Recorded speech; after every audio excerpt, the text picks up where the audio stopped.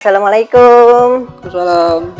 Masya Allah, dari tadi main HP terus, dari ibu berangkat sampai ibu datang. Ada Taufik, maaf ya Taufik ya, dari pagi nih Taufik. Jemuran kah diambilin? Iya. Jangan main HP terus nih, temannya mohon maaf nih, si Taufik nih juga sama. Nah, dari tadi belum bergerak-gerak, ngapain? Cuman main HP aja, Bu. Main HP tapi ngetik-ngetik apa? Cuman ngirim-ngirim pesan aja. Yang ngirim pesan juga hati-hati. Nah, dari tadi main HP terus, kirim pesan-pesan. Kirim pesan ke siapa? Dibilangin hati-hati. Nanti ada masalah, biar tahu rasa ya. Ibu ini so tahu. Suruh keluar lagi, bantuin ibu menyetrika kah? Dasar anak-anak zaman sekarang dibilangin itu sok tahu. Orang tua tuh kalau ngomong tuh pasti bener. Nah kan, mengirim pesan macam-macam yang tidak jelas kebenarannya. Enggak kok, Mak. Ini benar kok. Jawab terus, nanti kamu tanggung sendiri. Undang-Undang Nomor 11 Tahun 2008 dan ada perubahan di Undang-Undang Nomor 19 tentang informasi dan transaksi elektronik menuai kontroversi bagi sebagian kalangan.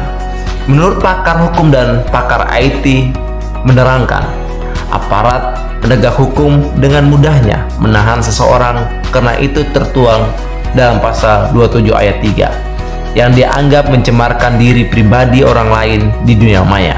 Bunyi pasal 27 ayat 3 tersebut dalam surat keputusan bersama atau disingkat dengan SKB Menteri Komunikasi dan Informatika Republik Indonesia, Jaksa Agung Republik Indonesia, dan Kepala Kepolisian Negara Republik Indonesia dengan nomor 229 tahun 2021, nomor 154 tahun 2001, dan nomor KB-2-6 Romawi -2021, yaitu setiap orang dengan sengaja dan tanpa hak mendistribusikan dan mentransmisikan atau membuat dapat diaksesnya informasi elektronik dan dokumen elektronik yang memiliki muatan penghinaan dan pencemaran nama baik. Terdapat unsur-unsur objektif yang harus dipahami dalam pasal tersebut. Yang pertama, perbuatan atau mendistribusikan, mentransmisikan, dan membuat dapat diaksesnya. Yang kedua, melawan hukum yang dimaksud yaitu tanpa hak. Yang ketiga, objeknya adalah informasi elektronik dan dokumen elektronik yang memiliki muatan penghinaan atau pencemaran nama baik. Serata kelas atau derajat masyarakat semua sama di kedudukan hukum. Konsep negara selama ini mewarisi tradisi hukum Eropa kontinental atau civil law yang ditandai dengan mengikuti doktrin teori fiktif yang beranggapan bahwa begitu suatu norma hukum diterapkan, maka pada saat itu setiap orang dianggap tahu hukum. Ketidaktahuan seseorang akan hukum tidak dapat membebaskan orang itu dari tuntutan hukum. Teori ini diberi pembenaran pula prinsip yang juga diakui universal, yaitu persamaan di hadapan hukum atau equality before the law. Akibat dari ketidakpahaman seseorang akan hukum berimbas pada semakin meningkatnya kriminalitas yang akar permasalahannya disebabkan dari ketidakpahaman masyarakat terhadap aturan yang berlaku dari Undang-Undang tentang ITE.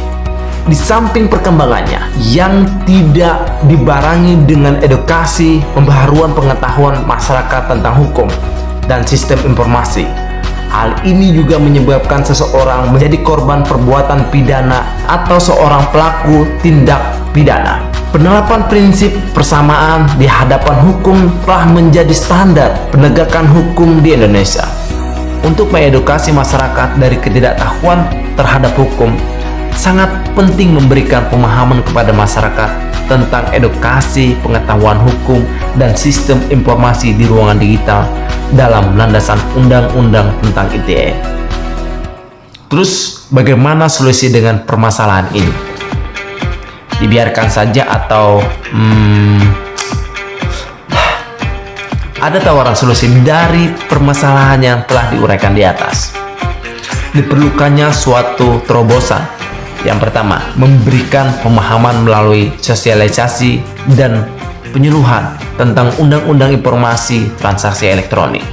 Yang kedua, mengedukasi masyarakat, kelurahan, pahandut, dan warga Muhammadiyah sebagai agen proteksi keluarga terhadap dampak hukum pidana pelanggaran di ruangan digital menurut Undang-Undang Informasi Transaksi Elektronik. Dan yang ketiga, mensosialisasikan video layanan hukum tentang kalangan keluarga yang bijak bermedia sosial dan memberikan pendampingan hukum kepada masyarakat yang tidak produktif secara ekonomi terkait dengan permasalahan hukum tentang Undang-Undang Informasi Transaksi Elektronik. Pelaku penghinaan dan pencemaran nama baik di dunia maya dapat dijerat oleh Undang-Undang Informasi dan Transaksi Elektronik. Jadilah pelopor keluarga yang bijak bermedia sosial. So, bijaklah bersosial media.